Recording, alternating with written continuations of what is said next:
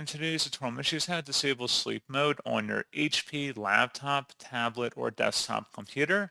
So this should hopefully be a pretty straightforward process, guys. And without further ado, let's go ahead and jump straight into it. So all I have to do is select the Windows Start or Search menu and search for Settings. Best result, you go back with Settings. Go ahead and open that up. You want to select on the left side where it says System. And then on the right side, you want to go down and select Power. And then you want to go down to the screen and sleep timeout section, expand that drop down. And then if you're on a laptop or tablet device, there may be two sections for battery and then plugged in.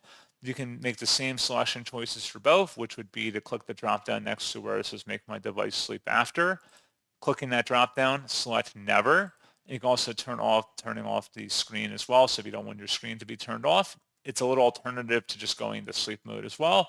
You can set both of these to off here, and that's pretty much it. So as always, thank you guys for watching this brief tutorial. I do hope that I was able to help you out, and I do look forward to catching you all in the next tutorial. Goodbye.